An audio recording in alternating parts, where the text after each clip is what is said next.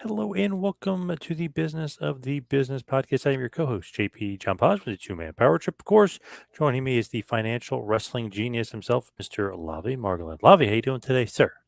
Hey, John, I'm doing great. A very special night tonight. Something that I've wanted to learn more about. John, I know on your flagship that you had another expert in the world of wrestling cards, so this could be stacked for those that want thematic listening. But for me, learning about pro wrestling cards is something new to me. Even though, growing up in the 80s, big trading card thing, it never really crossed over much into pro wrestling. I would say like more baseball cards, certainly a little bit football, but pro wrestling was like probably as much as hockey, and I didn't even watch hockey. So I just brought a few of the cards that I've gotten over the years just to throw them out there. So the first is an alleged murderer. Jimmy Superfly Snuka signed this at a baseball card show. At the same show, I really was hassling Ted DiBiase. He was kind enough to sign 3 cards for me. I realized this is something that might be of value. The Bret Hart, better lighting here for those watching, the Bret Hart rookie card. I just bought this in the last year. I've showed it on the show before. So this is when TNA was going on Monday nights. It's like a promo card for that. And this one is special to me because of my son who loves Pokemon. This is the Howlucha card. So without further ado, I'd like to welcome Aaron, the wrestling card guy, to the show. Hello, guys. Thank you for having me. I'm super excited to talk wrestling cards with you guys. All right, love it. But before we get into that, just quickly, where did you grow up and like when did you start like wrestling? I feel like us Northeast guys, usually it's probably like WWF and you know what I mean? I'm a New Jersey guy. Obviously Lavi's New York. I know you're New York, but more than likely, right? WWF guy? Oh, absolutely.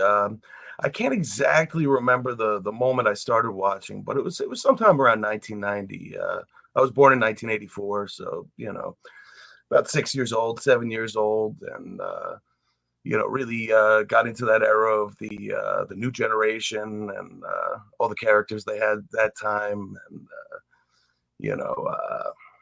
right about that time, and went back and saw a lot of the VHS tapes of the earlier stuff when I was a kid, but right around 1990 there. And when did you first get into like trading cards and discovering the card aspect of it? Well, trading cards, I was very late to wrestling cards, to be honest, as far as it was about 2019 when I really started getting Oh, heavy into them. But as far as trading cards, it was all Batman Mania of the 1989 film, and I grew up with the '66 show, and right when that came out, I believe my father found some packs of Topps '89 Batman and brought them home to me, and I opened them up, and I loved all the images on it. I remember the crazy Joker sticker with him sitting there with the Joker X brand products, and it was a great one. Teenage Mutant Ninja Turtles cards, a lot of non-sport I grew up with, and I did have wrestling, but it wasn't as prominent as just kind of random non-sport. so what was the first like wrestling trading card set you ended up getting? All these years later. Well, the early ones I started collecting just randomly as a kid was 1990 Classic WWF, 91 WCW Impel. I even feel like I got a couple packs of 94 Action Packed, but yep, there's those Impels. There's Yeah. that border, man. That's iconic. I But think they yeah, still exist forever. Like every oh, store has them, vending machines, everything like that. sealed boxes. A good friend of mine, Tony, from WrestlingTradingCards.com. He always jokes around that he's still running them off, printing them in his basement. But there's still a lot of sealed product of Impel, which is wild. But That's the weirdest thing. Like WCW was never really good at like marketing, especially at that point, and you know what I mean, and merchandise. But for some reason, everybody had that card. And there's like a millions of them. It's so strange. Oh, absolutely. Realistically, the only thing that's pretty, more on the valuable side is it was one of the early sets to have a chase card. It had a hologram Sting card that it's still kind of unclear exactly whether it's pack pulled, if it's a case incentive that comes off the top of the box. But a lot of people claim to have pulled it from a pack, but there's still a little bit of mystery around that. But yeah, for the most part, the rest of the set is real on the common side, but classic nevertheless. And I feel like those 90 WWF cards are, very easy to get, and a lot of people have them. They're so cool and so iconic as well. Yeah, a lot of that stuff was really overprinted there from the 90s and up. Even their first set, WWF 1985 and the 87 one from Topps. Obviously they're iconic, and if you get them in high graded cards, they're worth money. But also, still, those sets were very heavily printed too. The whole junk wax era. Yep. I love to get those 90 WWF cards signed. I think they look awesome signed just because the pictures are so perfect. Absolutely. One thing I got into a little bit through a friend during the 2020 and the pandemic was through the mail autographs. It never occurred to me before to give it a try, and a friend was doing it. So I sent a few out to random people. And one of the interesting ones that I don't see signed a lot is I have the Sean Mooney card from that set signed. Sent the letter to him, and a month later it came back to my house. And, pretty cool to have that in the collection. I got Ted DiBiase and a few others signed, but iconic set, especially I really love they had the logos for each of the wrestlers and just those fonts and everything at the bottom, all their names, Bret the Hitman Hart, Jake the Snake with the logos. I mean, again, it's an overprinted set, but it's beautiful still, very fun to collect, Awesome. I love that set. Do you have like a favorite set of yours, just as far as wrestling is concerned? Something that you just really caught your eye?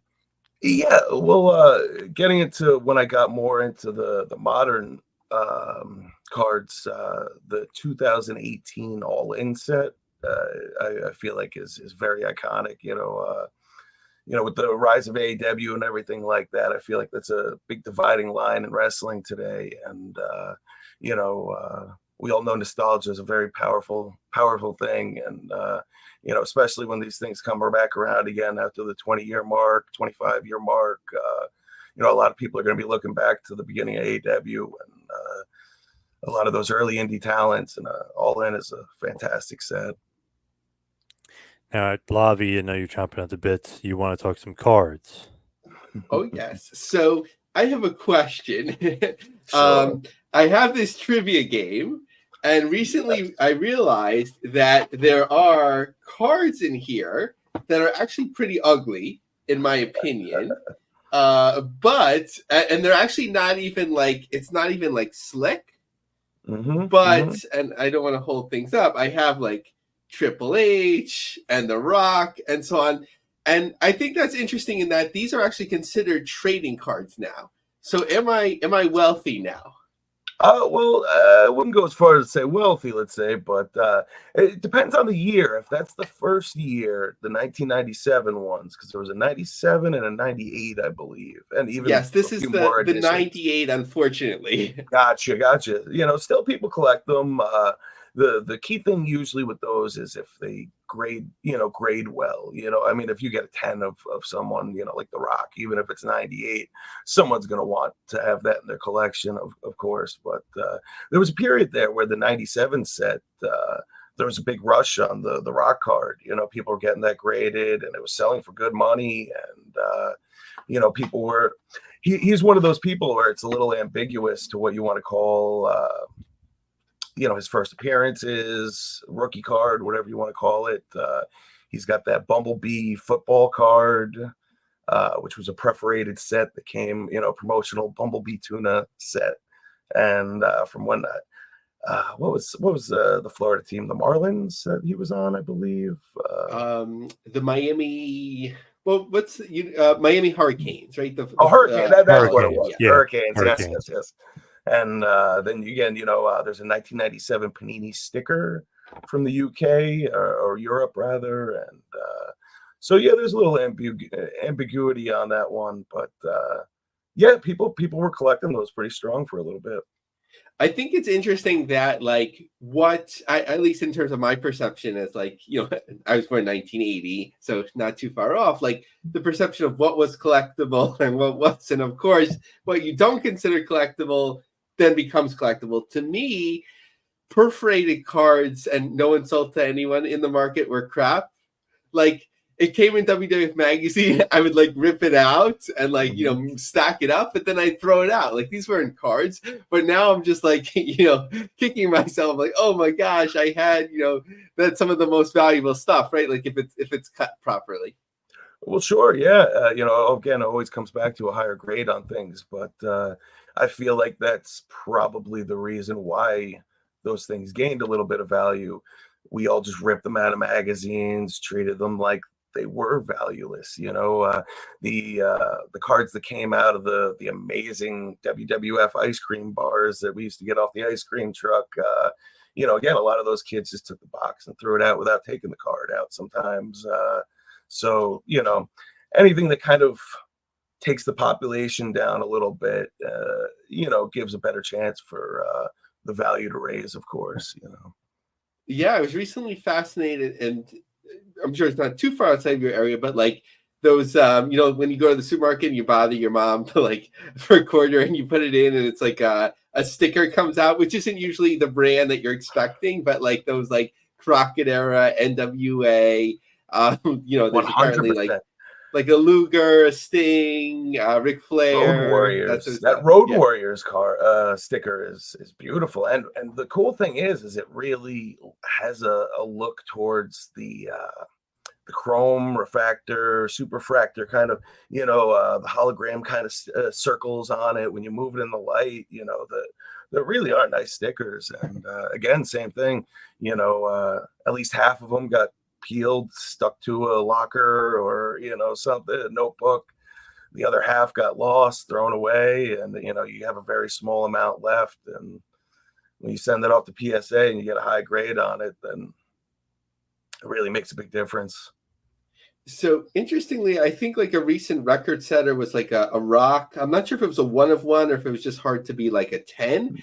I was noticing during the pandemic, I followed comic books a little bit more, that like it just seemed like people, like there was like hedge fund guys or whomever that were like bored, and they were like pumping up the prices to like this like huge degree, and that seemed to like cross over into like pro wrestling cards. Oh yeah, well, I mean, you get everybody in the house bored. Everybody starts looking around for something to entertain themselves. But yeah, I mean, some people, some people point towards like the Panini sets that how they got really hyped at a proportion with the value. A lot of people say that maybe people were pumping them, but also there was a lot of general excitement about them. During that era, I was a little more leaning towards the AEW side. That was a little more exciting and interesting to me. But a lot of the those Panini cards are great. It's just if you bought them at the insane prices they were at, you really took a loss on them. But yeah, I mean, there are people who drive things up for sure. But Panini does have their fans for sure coming over the basketball and different things like that. But more of the cards that I'm more experienced with are the sets from independent promotions. There's a lot of promotions like GCW, even Limitless. You had Randy Carver on recently, and I mean the sets that they produced. Record-setting sales. I mean, their MJF Series 1 is the highest sale for any independent wrestling card. The last sale for a PSA 9 was $10,000, and it's pretty nice for something that used to go for $5 a pack. So yeah, no, that's a wonderful transition. I was going to start asking about the independents. So it seemed like the leaders are the GCW, Limitless, and then the FCW with like the Roman Reigns era, are those sort of like the leaders in that area? Yeah, well, personally, for me, GCW is one of my favorite independent sets. But when you go over to like FCW, I mean, they're wildly collectible still, but I've always been shocked that they've never reached the levels of sales that I feel like they should. I mean, take something like the Roman Reigns first appearance. I mean, I believe the height on that is about $5,500, and you look at MJF is still a huge talent, but you look at his independent card sale at around 10K, and then you look at Roman around 55. Seems a little, they should at least be up around the same, and FCW, I feel like there's room for that to grow over time. If you get some good cards out of that set, hold on to them, get them graded. I don't know why WWE fans, I feel like, don't gravitate towards independent cards as much as indie fans or AW fans, TNA fans. They look for more alternatives to find the stars they like. And for some reason, I think WWE fans aren't in the habit of digging and looking back to some of those indie releases. No, that makes a lot of sense because, like, and again, my understanding, like, the baseball card market is dated, so this could totally change. But like, I remember being surprised that like the minor league cards of like stars, like, yes, they did well, like in the let's say like mid '90s, something like that. But like compared to their major league rookie card, it was like a different thing. It was sort of like it was considered like a curiosity rather than like a first appearance. And maybe that's like the mainstream thing for WWE fans. They want to see that star in their element, in their character, whereas like AEW on down, people are more open and you actually like they want to see more of the person. No, absolutely. I mean, I think a lot of it goes back to your more standard definitions of rookie cards. It's a lot more stringent where it's got to be pack pulled, which most independent cards come in sets. You basically buy 32 cards, base cards. Sometimes you get a chase. Sometimes they have chase cards that are included, 1 or 2 or 1 of 4 cards, and those have lower print runs. And but there really are differences when it comes to that. So I came across something interesting, maybe in the last year, maybe a little bit longer than that, where I don't remember the wrestler and I don't remember the promotion, but the wrestler was basically like outing the promotion, being like, if you're going to make a card, can you get a permission first? Is there like certain collectors in the market that look for, like, I guess for lack of a better word, like ethically produced sets, meaning that like there look like it looks like the talent was involved in a photo shoot and that they got permission for that, or that doesn't really carry over? I mean, I personally find it important. I love to hear that talent is giving their permission for their likeness and all of that. I know in the earlier days, I feel like it was. I feel like a lot of that went by the wayside because that stuff hadn't been valuable yet. You know what I mean? I think it was just a little $15 tchotchke that people could buy at a show, go around, get signatures, and it was just kind of all in good fun. And then when people start spending $300 and $500, $700 on a card, then a talent looks and they're like, hey, why don't I even own one of these? This is supposed to be my first card, and I don't even have one. So over time, I feel like companies have gotten great at that. I know that GCW these days, well, they've kind of discontinued making base sets, but they were giving extra cards to the talents so they could sell at their booths, different things like that. They were getting permission later on. Atomic Legacy Wrestling out of Florida. I know their guy Pete Lynch, who got the set together. He got signatures from every one of the people on the set, and got their permission, made sure everything was completely good. So I'd like to look for things like that. But when it comes to collectability, of course, if you want every MJF card, you're going to get it, whether whether he gave permission to it or not. That 2018 Limitless card. I mean, it's the holy grail of indie cards and MJF cards. So that really, that really means something still. My entrepreneurial brain is moving right now. John, maybe we should have like guests of the business. So Aaron, one day you might have a grainy picture from our StreamYard and number 27 in the set. So we could have some fun with this. That would be great, man. That'd be fantastic. The business of the business card set, man. You guys should get that going, man. I would love to see it. So with sets that have done really well, as you mentioned, like GCW hasn't done a base set in a while. It looks like Limitless does every once in a while. Is there sort of like everyone kind of has their eyes on these certain promotions where previous sets have been so collectible that they're going to like jump on it and try and buy as many as they can, like next time that opportunity presents? I believe those things do happen. I believe that's why with some of the final GCW sets and even how Limitless releases a lot of their sets, they do them in small batches. Basically, they'll put up a quantity of 20 and let it sell out, and then a week later put up a quantity, and let it sell out, because I believe people were during the pandemic really throwing their money around and trying to buy up an entire quantity of a set and control that. So I do believe a lot of the promotions kind of got smart to that, but then it also makes it a little tougher for the people who want to collect them.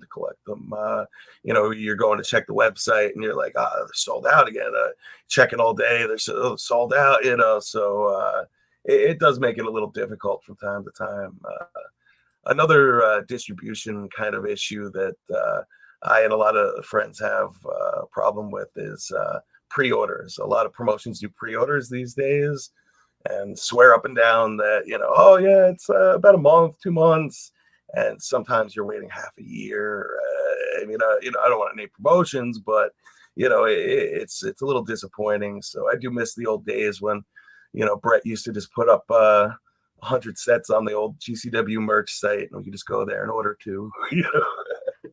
The pre-order, I think some people are still waiting for that wrestling promotion from 15 years ago, right? Like where Jericho was involved. Wrestling Revolution Project, right? They raised $100,000 and they only released on YouTube like one horribly produced like battle royal or something. Oh my, I'm not even aware of that one. I think that's kind of a legend. So when you have a chance, check that out. So sure. What about somebody that's listening here and they're inspired? They're like, this is something that I want to collect. I'm late to the game. What should I do? Should I start going to shows with wrestlers and asking them if they have sets? Like, where do you go? Like, what's the community?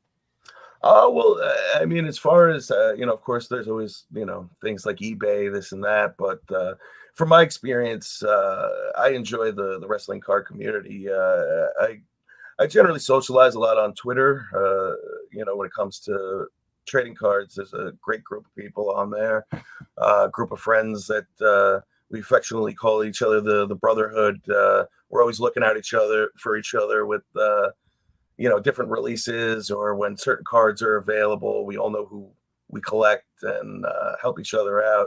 So having friends in the hobby is a really big asset. Find people who like to collect the things you like. Make friends with them, trade with them, buy from them, sell to them.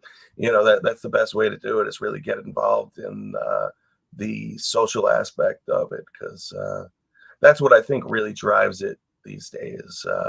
In the past, I feel like in 1985, if you bought a box of WWF cards and you and 2 other people looked at them and, we're like, oh yeah, that's cool. And you put it on a shelf and that's that. Well, nowadays we all talk to each other every day. And when it's Rowdy Roddy Piper's birthday, people start posting cards of his, and you get to see other people's collections. You get to show off your own, and it's like a daily social thing, and it really keeps the hobby interesting and fun. You know, I really recommend that. Find some friends in the hobby. Anyone in this broader community that has some Barry Horowitz extras, you know how to find me. Excellent. I'll have to see what I have lying around. Nice. Let me turn it over to John. Aaron, where could everybody find you social media wise? Well, generally on Twitter, X, my handle is at AEW Card. Probably about the first year of being on Twitter, I more or less, gravitated towards that promotion. But when you start getting deeper and deeper into the hobby, you want to get involved in everything and all the promotions. So I broadened it to the wrestling card guy. But you can find me at AEW Card on X. Anywhere else where we need to find you, website or anything like that? Basically, that's where you can find me most, where I'll respond. I played around with a few others, Instagram, Threads, this, that, and the other. But the community on Twitter really grabbed a hold of me, and a lot of great people on there when it comes to the card collecting community and wrestling.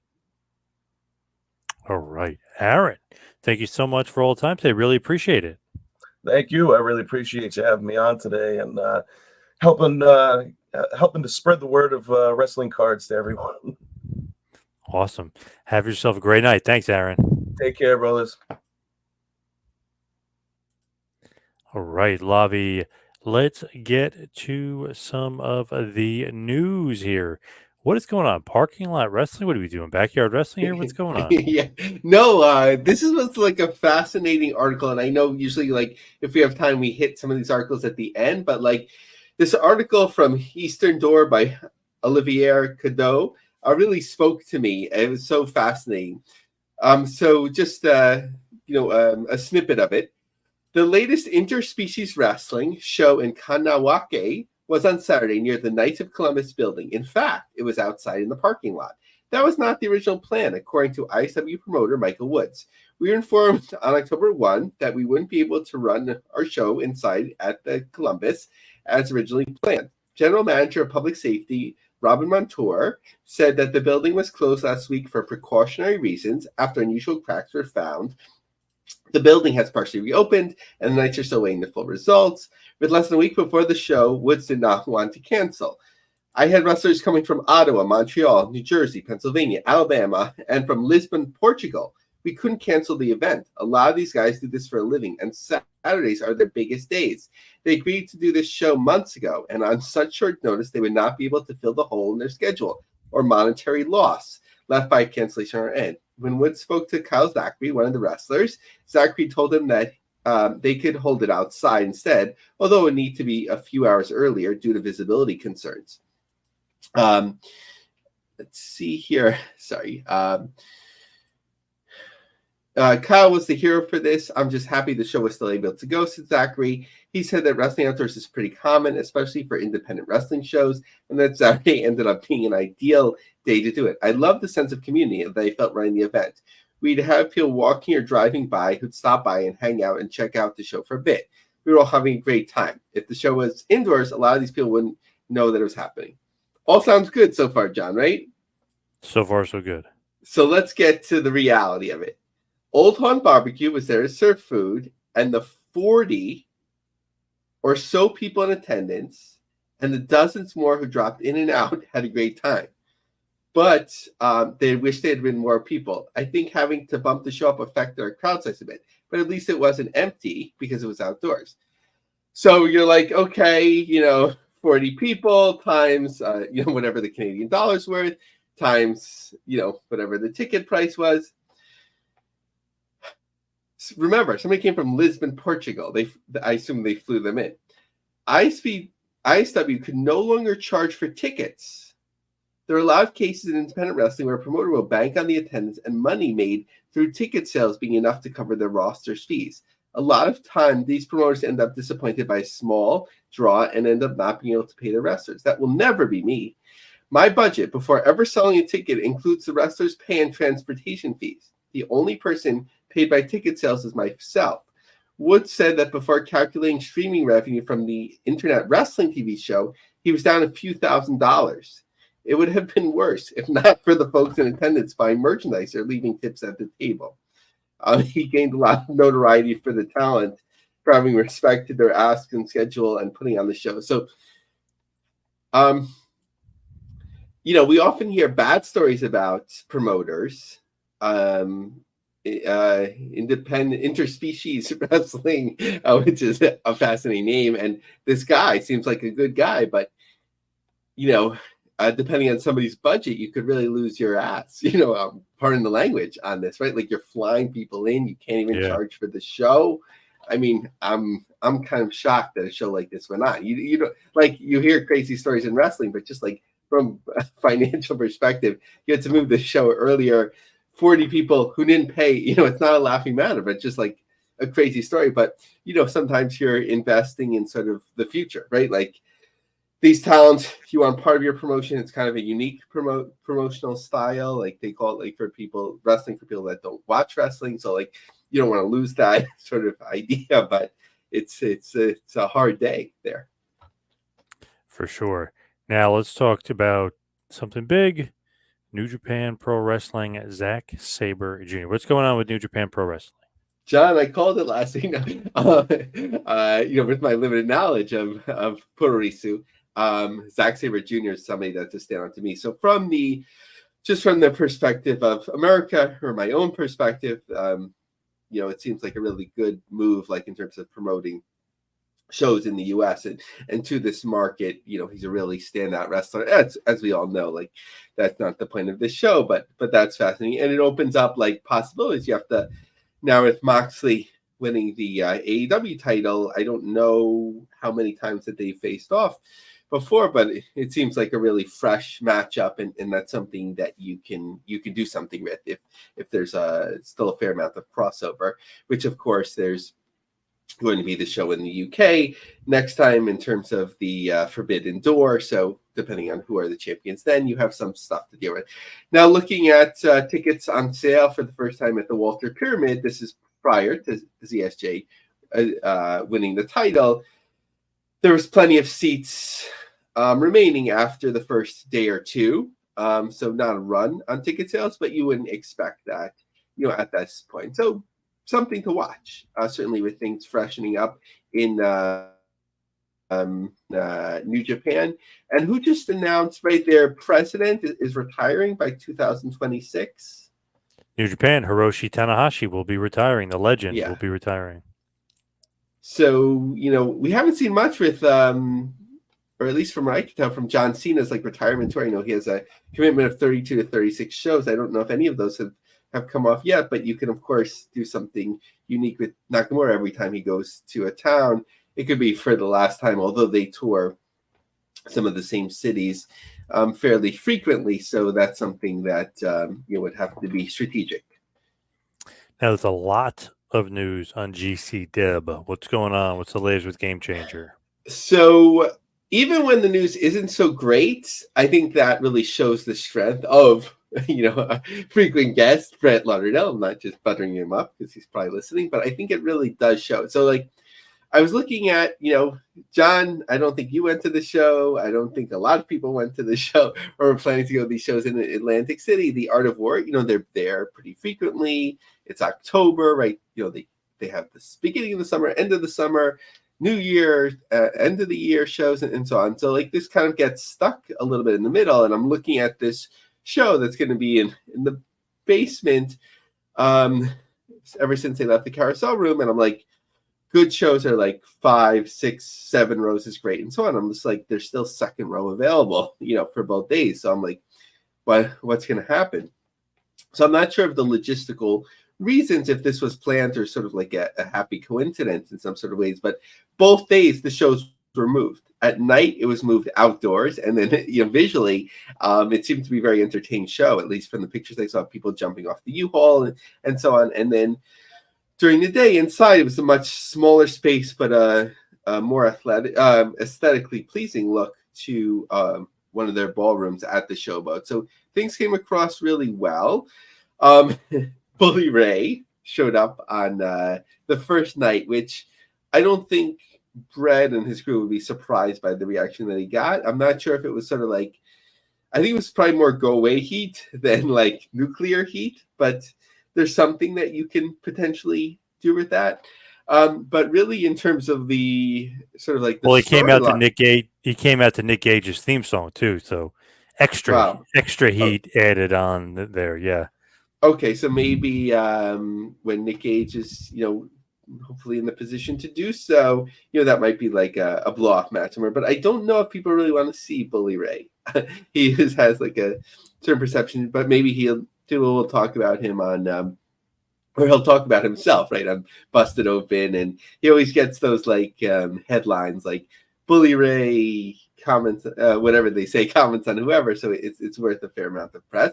Now, also more like within the GCW universe is the Alley Catch and Effie, the best friends, like, the breakup, and sort of like playing off real life a little bit, like in terms of Alley Catch not being booked as much for GCW for whatever reason recently, and sort of like using that, sort of feeling abandoned by Effie, who has remained booked by the promotion. So there's something to do with that. I guess like there's not so much of a distinction of men and women, but like it's interesting to see the woman as the heel, but like is the comeuppance like Effie like really beating her up? Like, like what does that mean visually? I think like it's not so much of like old paradigms, but it's something to think about in terms of blowing off this feud that's just started. So there's a lot to that. I'm curious, even though I won't be following show to show.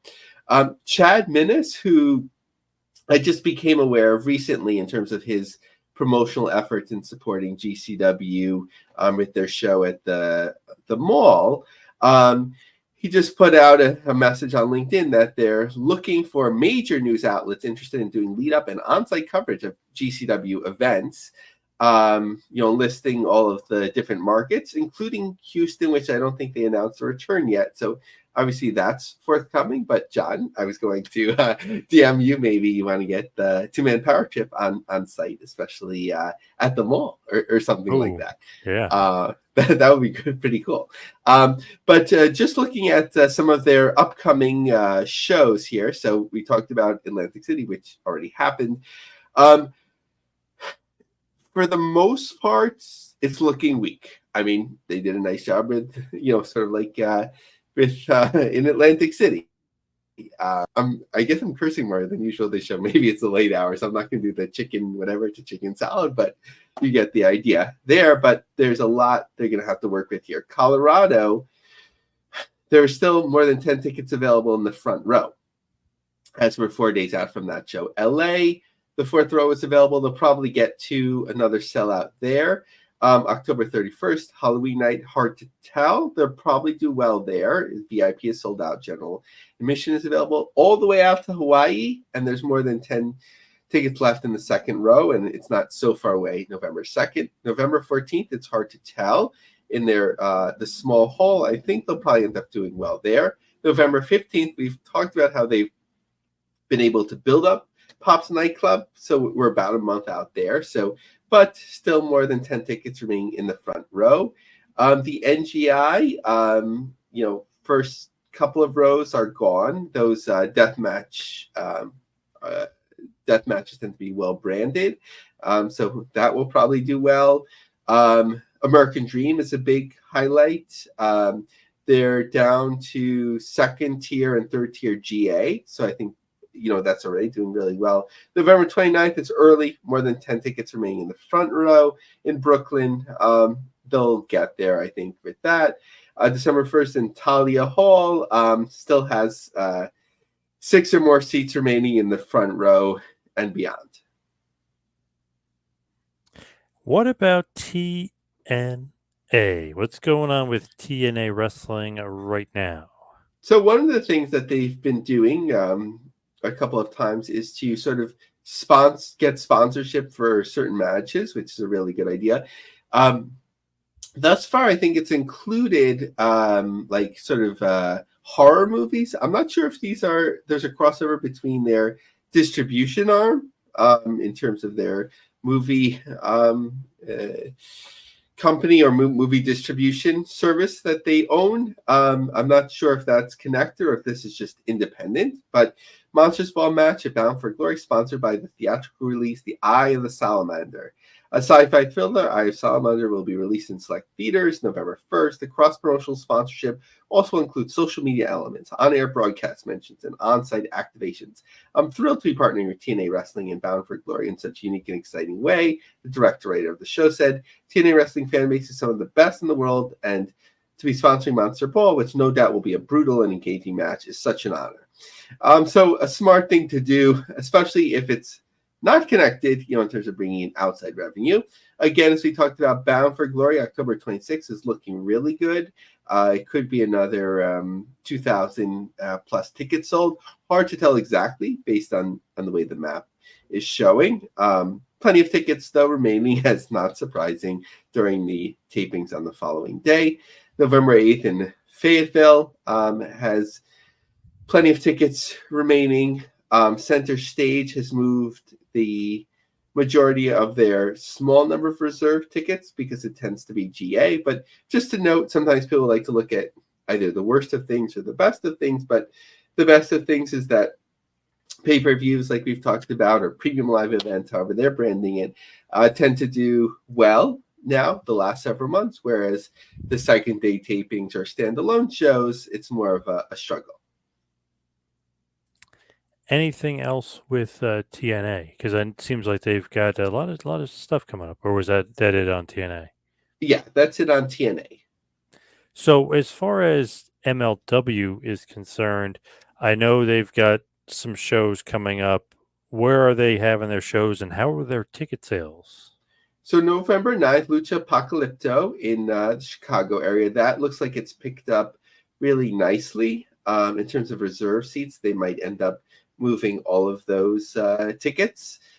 December 6th or December 5th in New York, in Queens in their usual location. There are still front row tickets remaining, but I think based on the, it's a little far out, and based on the past and the way things move, that they'll end up doing fine there. January 11th in Florida, there's still plenty of front row tickets available. Obviously, I'm not sure of the geography of this compared to areas affected by the hurricane, so obviously not something people are concentrating on at the moment, but tickets have been out for a while, so we'll just have to come back to that at a later date.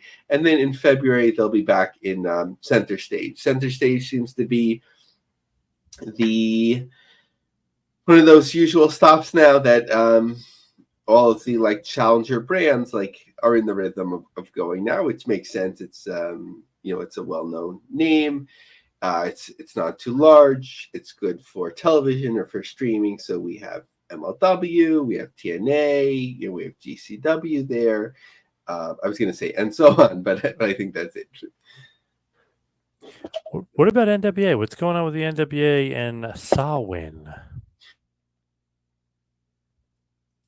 The pronunciation, again, I've probably been doing it for a few weeks, but of course, in terms of No Laughing Matter, of course, another show affected by the hurricane. So now that NWA has established itself at WEDU Studios in Tampa, that's what they're going to do. In the wake of devastation wrought by Milton, the NWA briefly considered moving our October 26th event out of state, as Robarts Arena in Sarasota has been temporarily closed due to staging of the recovery efforts. But upon careful consideration, I feel the best way we can support local recovery efforts and our great fans is to keep our business in Florida.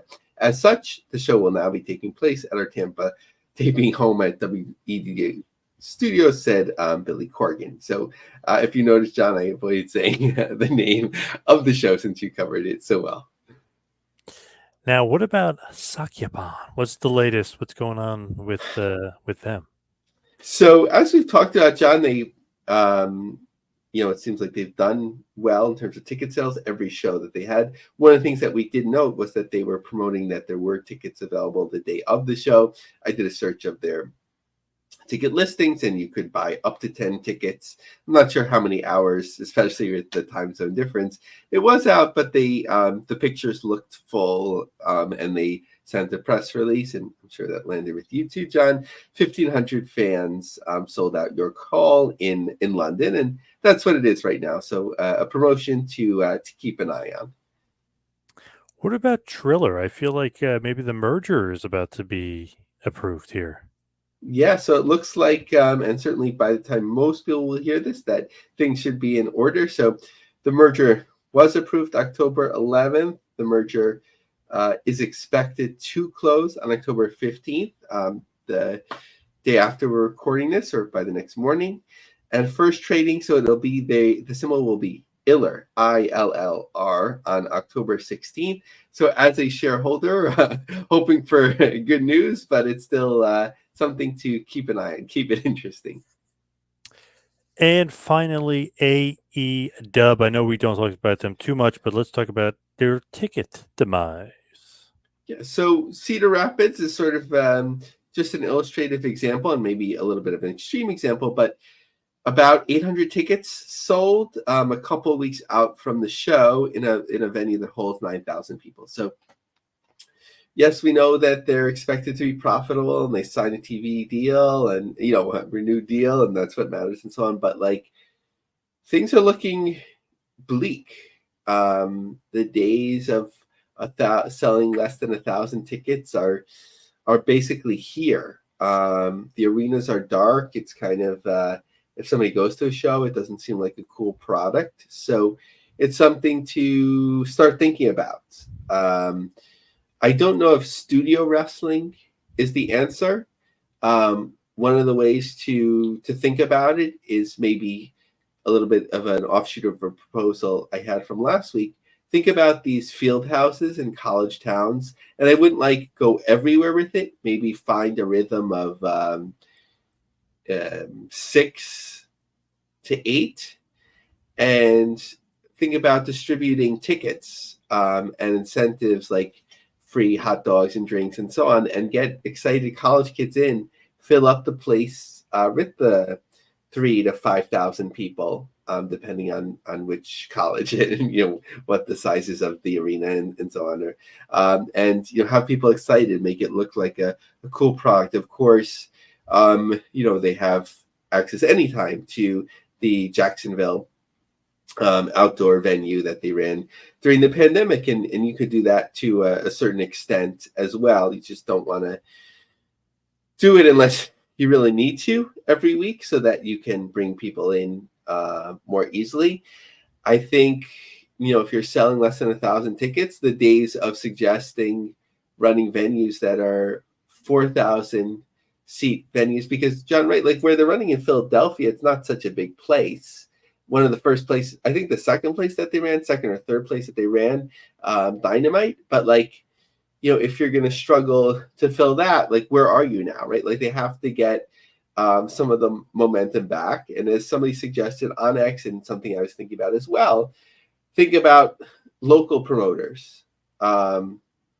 You have Sammy Callahan that's done well in Iowa. You don't have all of these. You have Seattle, Defy Wrestling. You have these promoters that do well with their own promotion. Obviously, there's incentive for them to work, for the most part, to work with AEW. So that could be something, or even work with promoters that aren't necessarily wrestling promoters, but find people that can promote you on the ground, because having a team that I assume is a small team doing so, sort of trying to drop in and get some local press, and they do, it's just not working. And it just shows again how smart Raphael was to leave when he did. And I think he did a great job. And my guess would be that his guidance was probably not to book these NBA arenas once it started seeing that it was struggling, but maybe that's where it was pointed, and he's smart. I assume that he would have worked for the Barclays anyway, but it just shows okay, where were things then? And they were already on a downward trend, and where are they now?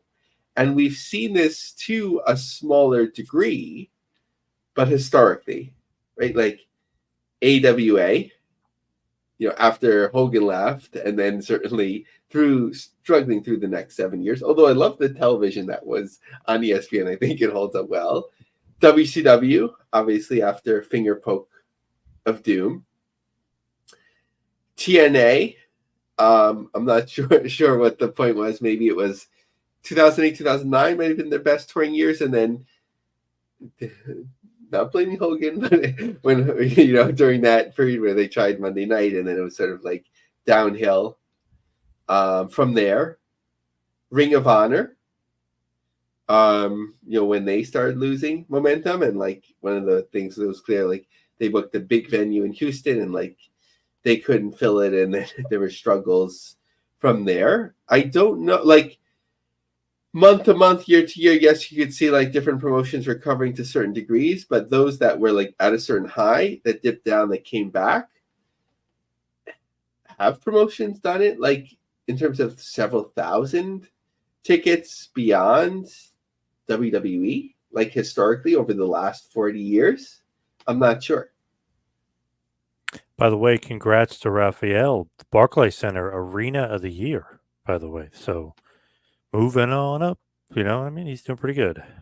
Nice. Yeah. I mean, somebody that really knows the business and probably can read things. And again, not saying this had anything to do with it, but can kind of read things, but like you can really see, from that time period. So I think AEW just has to think about, like, to a smaller degree, like Brett Lauderdale can literally read the room and read the ticket sales and be like, okay, this is not going to look great on television. What can I do here? When you're playing at a different level, it's hard to like be like, okay, let's use a different part of, obviously they're not running there, but like, let's not use Madison Square Garden. Let's use the theater and so on. You don't always have that flexibility, obviously, but like, it's time to make a plan, make the show more visually appealing, and move from there. Why throw good money after bad and booking these big venues? Maybe you want to keep the relationship, but like you're not in the position where you can do that now, outside of the premium live events and very like special one-off like evenings and occasions. Very, very true. All right, let's wrap this bad boy up. You can follow me on Twitter and Instagram at 2Man Power Trip. Lavi, where can everybody find you? Follow me on X at LavieMarg, LAVIEMARG. Check out my long-form articles on linecupjobsearch.com, and check out our group on LinkedIn, The Business of the Business. All right. Thank you, everybody out there, for tuning in. See you right back here next week for a little business of the business. We'll see you next week, folks.